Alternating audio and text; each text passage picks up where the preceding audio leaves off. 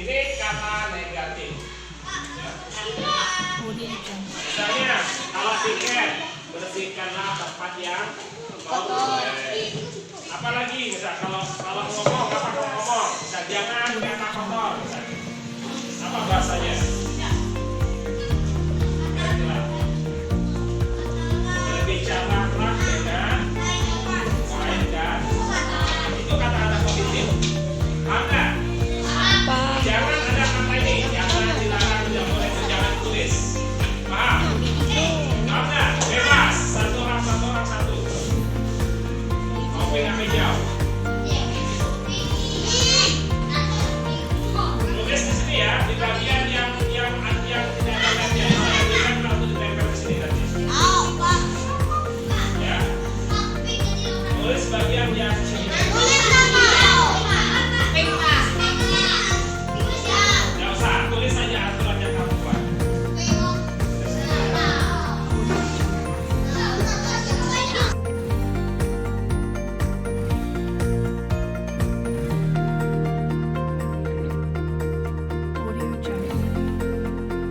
Assalamualaikum warahmatullahi wabarakatuh.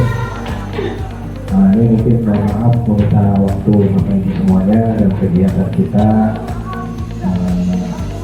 Ada perlu yang saya sampaikan terkait dengan kegiatan pendidikan guru penggerak.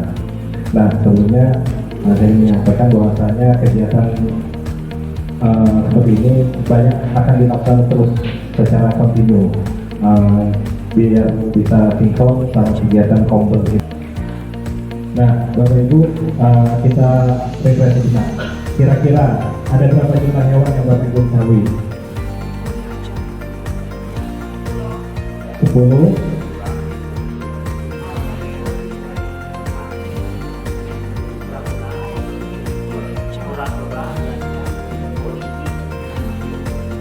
Ibu Sundari 10. Bu Novi baru 6. Berarti 6. Beca 7. Eka 7. Bu Eli jumlah 8. Kita cek karena tiap orang beda-beda melihat persepsi atau sudut pandangnya masing-masing. Jawabannya ada 16. Banyak kok.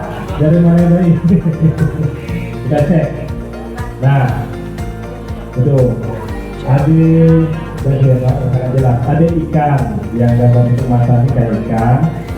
Kemudian rivernya seperti marmut hewan pengerat.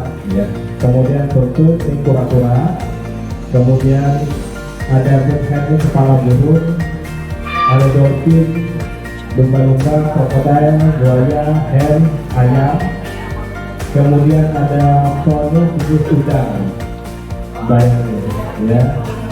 Kemudian tikus ini kecil yang hitam. Kemudian ada kucing, ini kayak ikan kuda ya. Dan ada ular, nah ekornya ular ternyata ada mulut di belakang di bawah, jadi ular, dan sebagainya. Nah jadi setiap orang yang memiliki sudut pandang yang berbeda, ya walaupun itu tidak benar untuk kita, tapi itulah kita tetap memiliki karakteristik yang berbeda.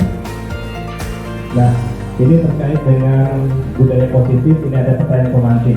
Nah, gambar yang pertama, hukuman dapat mendisiplinkan anak. Kira-kira setuju atau tidak setuju? Setuju atau tidak setuju? Setuju. Kemudian ada gambar yang kedua, pemberian hukuman dengan hal positif seperti membaca dan membersihkan halaman sekolah dapat meningkatkan disiplin anak. Kira-kira setuju atau tidak? Ada yang setuju, ada yang tidak. Kemudian yang terakhir dengan memberikan penghargaan, ya, dapat meningkatkan motivasi belajar anak. Setuju? Setuju. Nah, kalau secara sekilas memang semuanya kita setuju dengan apa yang ada di soal pemantik. Tapi kenyataannya pada budaya positif semuanya salah. Ya, salah semua. Kemarin kami kaget, loh kenapa bisa demikian? Ternyata banyak sekali alasan-alasannya yang semuanya memang berhubungan kepada perkembangan pengembangan psikologi anak. Ya, biasanya kita diberikan hadiah, anak yang menjawabkan hadiah kita kasih, yang bisa menjawab soal kita kasih hadiah, dan setelah walaupun punya tepuk tangan misalnya, tetap akan secara psikologis anak itu akan bagi anak-anak yang tidak mendapatkan support dari kita itu akan merasa down secara tidak langsung mentalnya. Jadi hal-hal kecil itu ternyata setelah kita mempelajari kegiatan ini yang banyak yang keliru. Nah,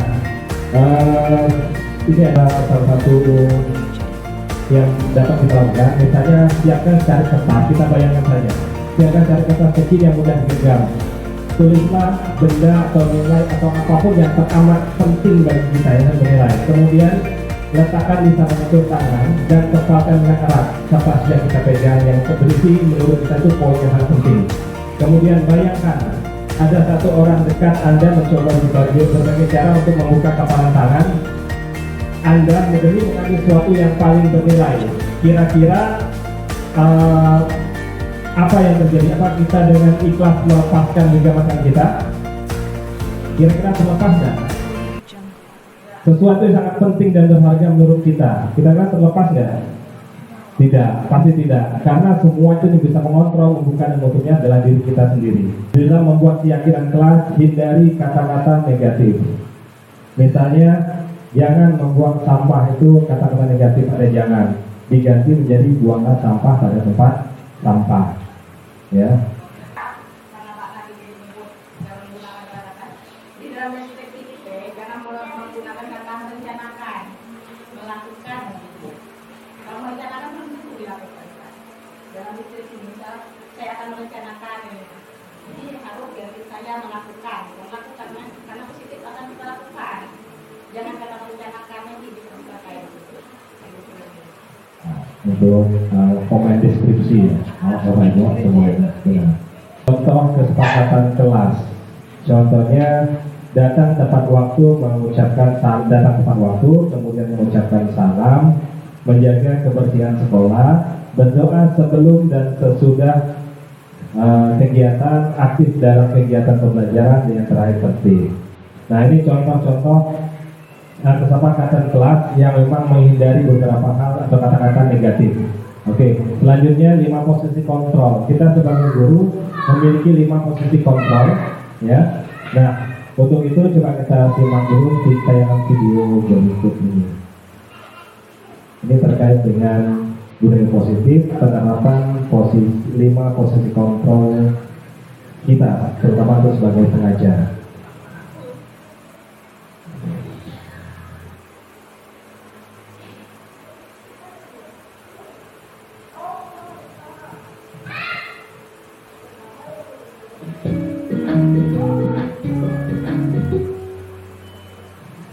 Adalah proses perjalanan seorang pendidik melihat bagaimana kelima posisi kontrol dalam menghadapi masalah tersebut.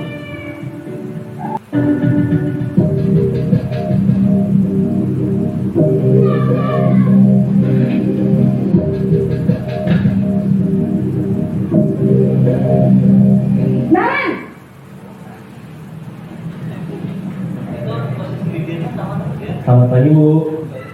Selamat pagi Naren.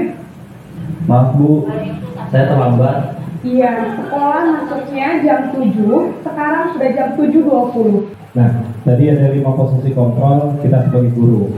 Kira-kira yang lebih idealnya yang mana? 1, 2, 3, 4, 5. Yang pertama penghukum. Kira-kira pernah tidak kita lakukan? Pernah. Bahkan sampai sekarang mungkin masih ada, ya. Karena itu memang sudah dari zaman dulu kayak gitu terus pola pikir kita, ya. Dari zaman guru kita dulu. Kemudian yang kedua ada posisi pembuat kesalahan. Pernah nggak seperti ini? Misalnya, nak yang melakukan seperti ini, nanti kamu tidak kasihan dengan bapak, nanti dimarahin si A, si B, kepala sekolah itu pernah? Pernah, secara tidak langsung pernah. Kemudian yang ketiga posisi sebagai teman. Pernah, ya pernah. Yang keempat sebagai pemantau. Pemantau atau pengingat kebijakan tentang tata tertib dan aturan yang berlaku di sekolah, kita ingatkan kembali ke anak. Pernah. Dan yang kelima manajer, ya. Nah, Dari kelima posisi kontrol, kira-kira yang paling ideal itu yang mana? Yang mana? Manager. Ya. Yang teman ada kelemahannya, ya. Kelemahannya apa? Takutnya kalau kita terlalu sering mendekatkan anak, rasa hormat anak kepada gurunya itu dikhawatirkan akan melampaui batas, ya. Jadi posisi yang ideal tuh yang berperan sebagai manajer. Tapi yang ideal itu adalah posisi kontrol, yang kelima berperan sebagai manajer. Karena di sini kita memberikan komitmen bersama anak itu sendiri yang mencari solusi atas permasalahan yang dia hadapi. Jadi secara tidak langsung dia akan memiliki komitmen tersendiri bahwasanya apa yang dia ucapkan akan berusaha untuk dilaksanakan dengan sebaik-baiknya. Itu untuk posisi kontrol. Kemudian selanjutnya itu adalah juga diskusi dengan yang terakhir tentang kegiatan budaya positif. Nah, untuk segitiga restitusi juga sama, kita bisa melihat tayangan video berikut ini.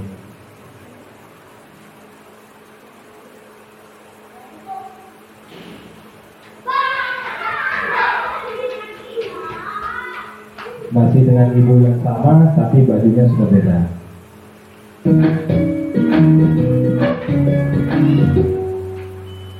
Salam dan bahagia Ibu dan Bapak guru hebat.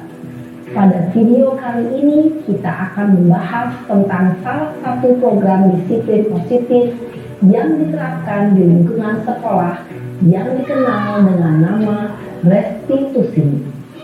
Jadi dalam penerapan penanganan masalah terhadap siswa kita, apapun masalahnya, dalam materi yang kita pelajari kita diharapkan dengan menerapkan segitiga restitusi. Apapun masalahnya, ya, apa masalahnya, terlihat segitiga restitusi itu menjadi solusi kita di dalam menangani masalah anak kita. Yang pertama itu adalah menstabilkan identitas. Jadi memang kebanyakan dari kita, mau saya sendiri, kadang-kadang tidak sempat nanya ke permasalahan itu apa, terburu terbawa emosi. Nah, di sini kita diminta untuk lebih bersabar lagi di dalam menghadapi setiap permasalahan yang ada, yang kita temukan di sekitar kita dalam kegiatan yang ada di sekolah. Ini mungkin dari kegiatan diseminasi budaya positif, kita ambil 5 poin, ada 6 poin penting. Yang pertama, mulai dari diri kita sendiri, ya, karena kita sebagai guru itu menjadi teladan bagi anak murid kita. Kemudian yang kedua, libatkan orang-orang suci, dan artinya orang-orang yang bisa memberikan pengaruh terhadap perubahan perilaku anak, termasuk orang tua, ya.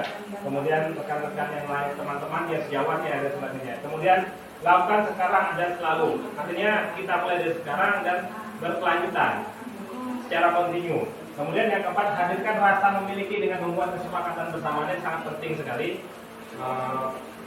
Bagaimana kesepakatan itu dibuat secara bersama. Kemudian yang keempat, ciptakan lingkungan yang sangat mendukung, suasana belajarnya, kondisi kelasnya, agar anak merasa betah dan nyaman yang ada di lingkungan kelas kita maupun yang ada di lingkungan sekolah kita. Kemudian yang terakhir, kita menemukan akan masalah perlu menentukan solusi. Jadi kita tahu terlebih dahulu permasalahan apa yang ada di anak dalam agar kita tidak salah dalam mengambil tindakan ataupun solusi atas permasalahan yang anak hadapi.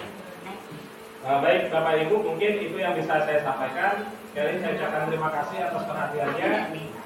Mohon maaf atas segala kekurangannya. Saya ini billahi taufiq wal hidayah. Wassalamualaikum warahmatullahi wabarakatuh.